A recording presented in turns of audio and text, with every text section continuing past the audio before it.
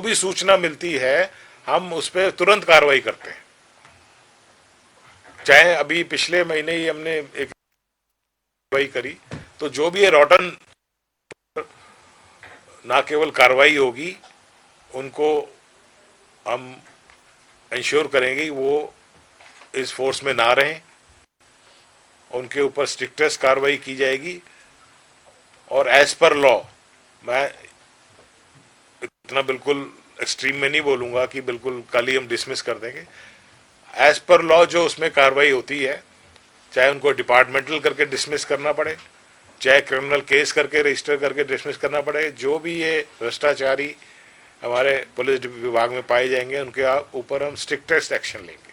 DGP sir, एक मेरा सवाल है। डीजीपी सर, जिस तरीके से public facing institution police department को माना जाता है, क्योंकि एंगेजमेंट बहुत जरूरी है जनता के साथ, यही आपका जो ट्रस्ट है जनता के बीच में बनाएगी, तो इसको लेकर भी किस तरीके के काम रहेंगे? क्योंकि कहीं ना कहीं कई बार ऐसे, चाहे कंप्लेनेंट हो या फिर जनरल पब्लिक भी हो, वो पुलिस से मैं सोच रहा था ये मैं आपको नेक्स्ट टाइम बताऊं, बट चलो आपने, हाँ, तो मेरी एक स्कीम है मददगार पुलिस में, आई हेल्प यू, ठीक है। उसके तहत हम समाज के हर वर्ग को टच करेंगे, चाहे वो स्कूल गोइंग बच्चे हैं, कॉलेज गोइंग स्टूडेंट्स हैं, चाहे छात्राएं हैं हमारी, वर्किंग वुमेन है, या रात में ट्रैवल करने वाले यात्री। हमारे साथ एक ऐसा इंसिडेंट हुआ था कि रात को, मैं सिरसा पोस्टेड था, कि एक एनआरआई जा रहे थे बठिंडा, तो में उनकी हार्ट की प्रॉब्लम हो गई। पीसीआर जो थी चाहे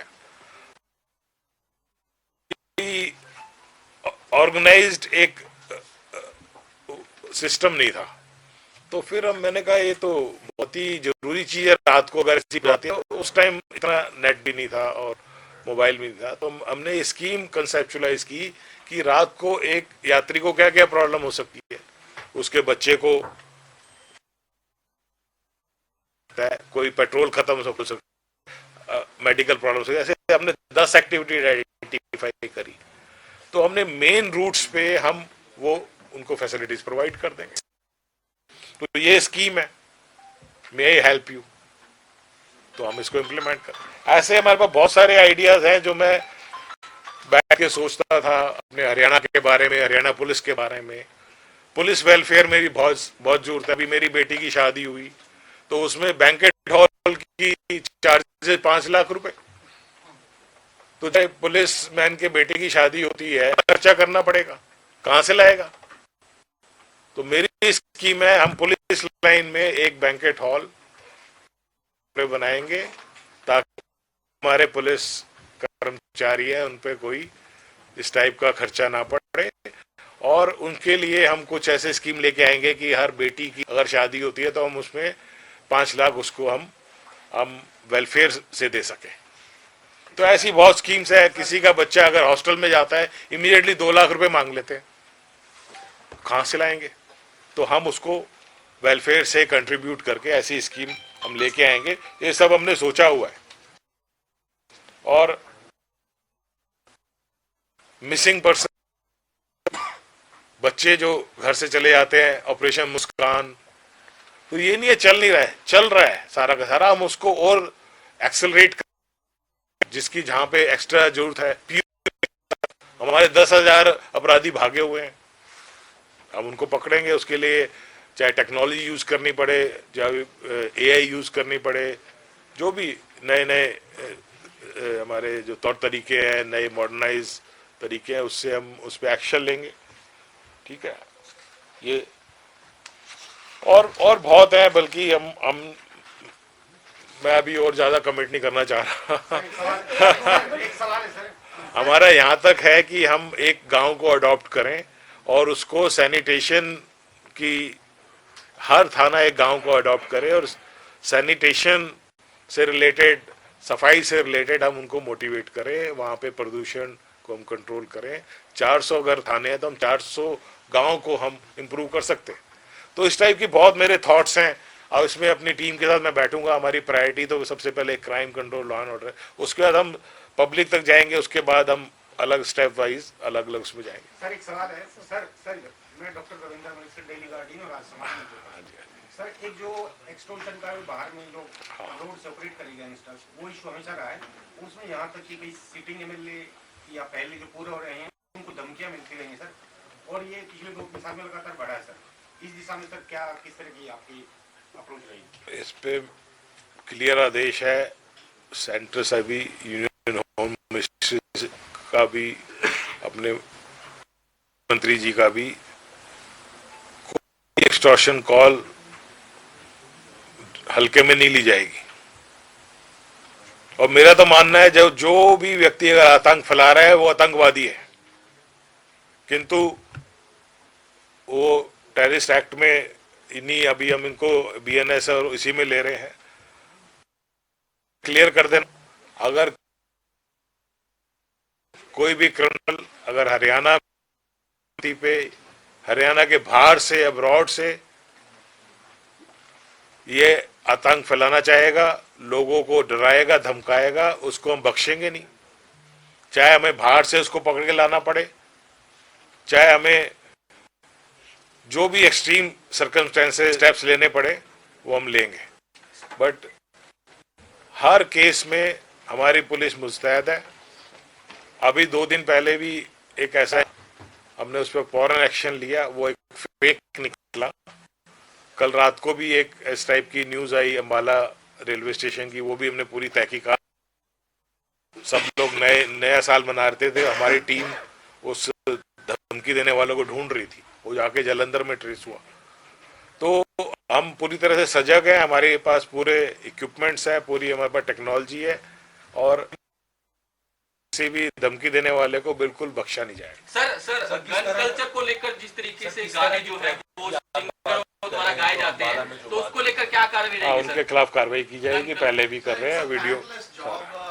मेंटल वेलबींग रहता है आज के जमाने में, डिप्रेशन बहुत ज्यादा। पीछे भी रीसेंट इंसिडेंट्स हुए, मैं मेंशन नहीं करना चाहता, लेकिन पुलिसिंग मेंटल वेलबींग, मतलब आपके जो कर्मचारी है पूरा दिन रात काम करते हैं, बिल्कुल। उसके साथ साथ सर एक बड़ी रिक्वायरमेंट पुलिस के कई अधिकारियों से, कर्मचारियों से जब हमारी बात होती है पे स्केल, लगातार पंजाब पे स्केल को लेकर क्या प्रयास किया जाएगा? गवर्नमेंट तक किस तरीके से बात? नहीं, पे स्केल हमारे ठीक है अभी तक, पंजाब में थोड़े से ज्यादा है, लेकिन नेशनल लेवल के हिसाब से पेड। बट डेफिनेटली हमारा प्रयास यही रहता है कि क्योंकि पुलिस एडवर्स सर्कमस्टेंसेस में काम करती है, तो उसको स्कीम्स हैं हमारी। जहां तक आपने ये बोला है कि मेंटल हेल्थ का और फिजिकल हेल्थ का, वो एक, अगर आपको रात को काम करना है 11 बजे 12 बजे, तो वो आपके हेल्थ पे रिफ्लेक्ट करता है। तो उसके लिए भी मैंने प्लान किया है कि उनको एक मैंडेटरी लीव दी जाए हफ्ते में, और रही है उनका मेडिकल रिव्यू कंपलसरी किया जाए 35 से अबव वालों का, और भी कई चीजें हैं। मैं फिर उसमें अगर आयुर्वेद में मैं घुस गया तो फिर मैं 1 घंटा बोलता रहूंगा, क्योंकि दोष बैलेंस भी बहुत जरूरी है डाइट के साथ, और हम कोशिश करेंगे जो अगर नेचुरल ट्रीटमेंट लेना चाहते हैं, जो भी हम उसके साथ, क्योंकि अल्टीमेटली इट्स योर दोष बैलेंस, वो बॉडी को अपने आप ठीक करती है, मेंटल को भी। डीजीपी साहब, जो इलीगल माइग्रेंट्स हैं, खासकर बांग्लादेशी और रोहिंग्या, उनके खिलाफ कई जिलों में मुहिम चलाई गई है। इस चुनौती को आप कैसे देखते हैं, उसको लेकर क्या आप आगे? ये बहुत बड़ी चुनौती है, और आने वाले टाइम में भी ये एक बहुत ही बड़ा हमारे लिए कार्य क्षेत्र बनता जा रहा है। उसके लिए हमारी जो भी टीम्स हैं, जो हमारा सूचना तंत्र है, जो हमारी इंफॉर्मेशन कलेक्शन है, वो सब हमारे एक्टिवेटेड हैं। और इसमें भी ये एक सिंगल डिपार्टमेंट की एक्सरसाइज नहीं है, इसमें मल्टीपल एजेंसीज, मल्टीपल डिपार्टमेंट्स इसमें इन्वॉल्व हैं, उनसे हमारा कोऑर्डिनेशन है, और उनके खिलाफ जहां भी ऐसा होगा हम एक्शन लेंगे। आंकड़ा नहीं है मेरे पास अभी कोई भी, अभी बिल्कुल भी नहीं, अभी आंकड़ा में मैं अभी बिल्कुल नहीं, कुछ भी नहीं बता पाऊँ। हम जब 152 या ऐसे हाईवेज पे जाते हैं, वहाँ पे पुलिस की बहुत कमी रहती है, उसके लिए कोई प्रयास किए जाएंगे? क्योंकि ज्यादा एक्सीडेंट्स उन्हीं रोड्स पे होते हैं जो हाईवेज हैं। देखो, हमारी हरियाणा पुलिस, हमने 4 साल पहले ये एक्सपेरिमेंट किया था कि कहाँ पे एक्सीडेंट होते हैं।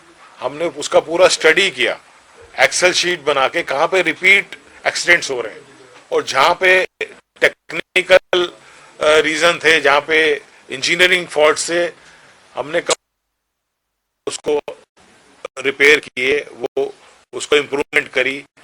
और बहुत जगह लाइट्स की प्रॉब्लम थी, उस पे हमने इंफ्रास्ट्रक्चर चेंजेस किए। कहीं पे आपको स्पीड ब्रेकर्स बनाने थे, या वो सारी चीज़ से हमें फायदा होती थी ईयरली। वो कांकड़ा कम होके 4,000 4,500 के करीब आ गए। तो ये सारा हरियाणा पुलिस के अथक परिश्रम, और NHAI को भी हमने साथ में इन्वॉल्व किया, PWD को भी साथ में इन्वॉल्व किया। तो एक तो बात ये, जहां तक एक्सीडेंट्स की है, जहां टेक्निकल रीजंस की है। जहां पुलिस की आप बात कर रहे हैं, इतनी बड़ा हमारा एरिया है, हमने प्लानिंग की हुई है, on papers according to map की हुई है कि ये PCR है, ये इतना एरिया कवर करेगी, और वो सारा का सारा करते हैं। बट आप जानते ही हो कि इतना बड़ा एरिया है, फिजिकली हर जगह प्रेजेंट होना इट इज नॉट पॉसिबल। तो उसको हम फिर से रिव्यू करेंगे। उसके बारे में भी मेरे आइडियाज हैं कि हम कैसे इन्हीं रिसोर्सेज को, जो जहां पे कुछ हमारे मैन आवर्स वेस्ट हो सकते हैं, उसको हम इधर डिप्लॉय करें, उसको हम रीऑर्गेनाइज करेंगे सारे। आपने दूसरी सुना, कुछ बताइए। अच्छा, मैं सोच रहा था आप तो मुझे इतना क्वेश्चन पूछेंगे कि बिल्कुल, मैं छोटा सा सिंपल सा पूछूंगी सर, 2 मिनट से। एजेंसी है सर, सब पूछिए आगे जल्दी करें, पूछिए। ठीक है। हाँ, पूछिए।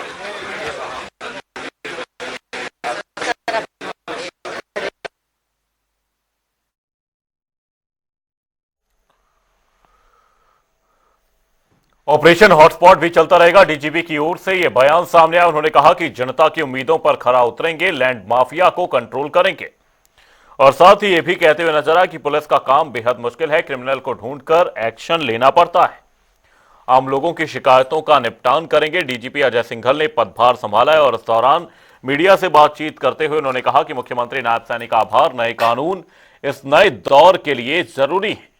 पुलिस की कार्रवाई समय समय पर बदलती है, चुनौतियों और समस्याओं से हम अवगत हैं।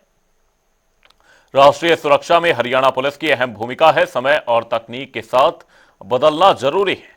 हर विजिलेंस को गंभीरता से लेंगे, ऑपरेशन हॉटस्पॉट भी चलता रहेगा, जनता की उम्मीदों पर खरा उतरेंगे, लैंड माफिया को कंट्रोल करेंगे, और साथ ही कहते नजर आए पुलिस का काम बेहद मुश्किल है, क्रिमिनल को ढूंढकर एक्शन लेना पड़ता है, आम लोगों की शिकायतों का निपटान करेंगे। डीजीपी अजय सिंघल ने पदभार ग्रहण किया, और साथ ही इस दौरान मुख्यमंत्री नायब सिंह सैनी का आभार व्यक्त करते हुए मीडिया से बातचीत में बयान भी दिया। कौन है डीजीपी अजय सिंघल? आपको बता दें, हरियाणा के नए डीजीपी की कमान संभाली है अजय सिंघल ने। हरियाणा सरकार ने नियुक्ति के आदेश जारी किए हैं, और आज ही इन्होंने पदभार ग्रहण किया है। 1992 बैच के आईपीएस अधिकारी हैं, रेवाड़ी के रहने वाले हैं।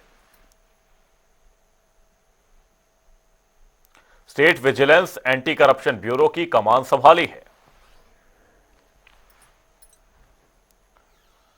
आईपीएस बनने के बाद हरियाणा कैडर आवंटित हुआ।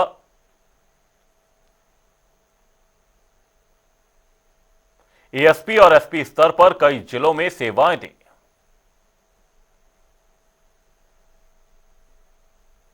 वरिष्ठता के साथ डीआईजी और आईजी रैंक तक पहुंचे। भ्रष्टाचार के खिलाफ सख्त कार्यशैली के लिए जाने जाते हैं। प्रशासनिक और फील्ड पोस्टिंग दोनों का ही अनुभव है। मनोहर लाल के कार्यकाल के भरोसेमंद अफसर के तौर पर जाने जाते हैं।